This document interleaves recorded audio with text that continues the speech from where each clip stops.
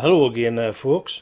So there's been another report out this week on the radicalisation happening on YouTube.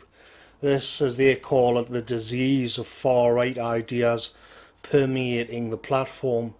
The report says that since 2017 there's been a drop in views to far-right channels, but classic liberals, safe conservatives and the intellectual dark web, they're all doing very nicely.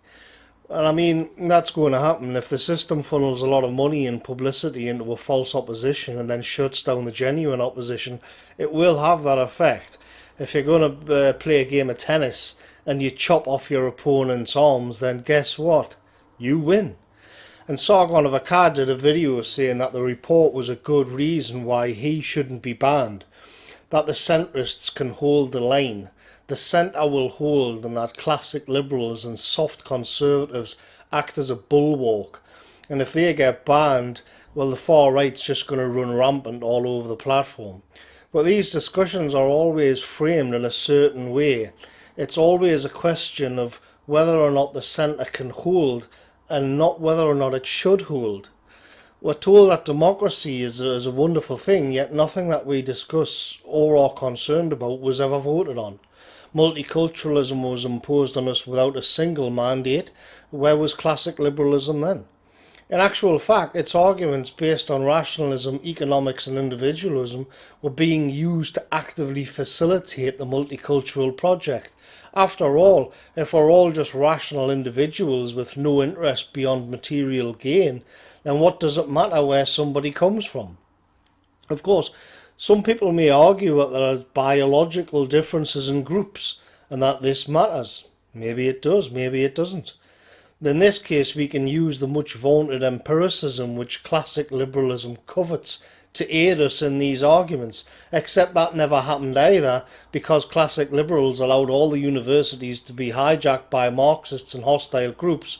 The debate was shut down, and the classic liberals then went on to believe whatever the ideologues pumped out of the universities on these controversial subjects. What people refer to as the long march through the institutions of the left was really just the long defeat of centrist liberalism.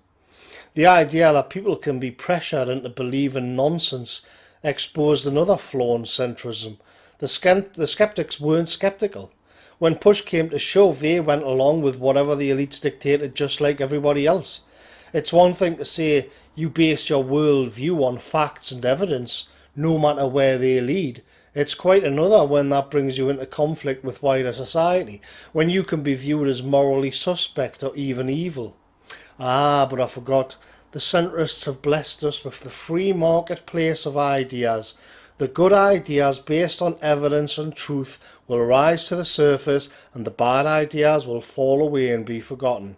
And so when we look at the West today, can you see how successful this has been? Just look at all of the wonderful ideas dominating the discourse in society today.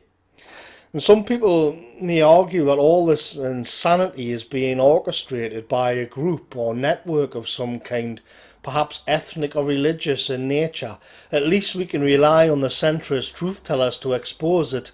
Nah, sorry, they can't do that either. Classic liberalism doesn't see groups but just individuals, so even if there was a cabal, they could only ever complain about the individual components and not the activities of the group as a whole.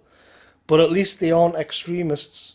The liberal centre is like an old pair of comfy slippers. It just feels nice and safe. There's a joke that goes around in dissident right circles. Whenever an atrocity or act of lunacy appears in what we now call clown world, people react by saying, at least we're not speaking German.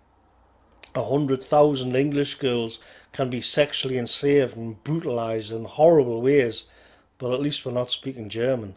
An immigrant can spit in the face of a native baby and say white people shouldn't breed, and he gets off scot-free. Not even a hate speech charge, nothing. But at least we're not speaking German. Children are encouraged to mutilate their genitals and take hormone blockers. At least we're not speaking German, though.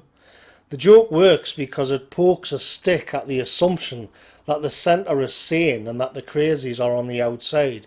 We have to keep the crazies out, no matter what. This is the centrist mantra. We're keeping the crazies out.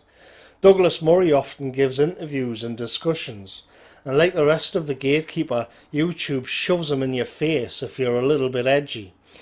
The algorithm picks it up and promotes it. But in these interviews, Murray does two things which I've noticed. He tells us that Europe is finished, and then he also remarks at public events that more and more people are asking him about IQ and other more controversial questions. He explains in sombre, hushed tones, something is dark, something is bubbling under the surface. Old ideas are coming back and it makes him uncomfortable. We've got to keep the crazies out. But Europe is still finished. And so Western man is shackled to these classic liberal assumptions about the world, like Ben-Hur is chained to his galley. Only the crazies are trying to break the chains. The moderate, centrist, sane position is to not even try to get off the ship, but sneer at the crazies and then drown. Imagine what it takes to write a book called The Strange Death of Europe and then act shocked when people point out illiberal truths. Maybe if they were listened to, the death of Europe wouldn't seem so strange. Maybe if they had power, Europe wouldn't even be dying. Ah well, we've got to keep the crazies out. The cruel irony of all of this is that these abstract principles are based on nothing. It's just sheer blind faith that would make a Middle Eastern fanatic blush. The biggest joke of all is that it was the Enlightenment which gifted us this dogma, a dogma which must be upheld into complete civilizational collapse. It's a big joke, the biggest joke in clown world. I'll catch you later, folks.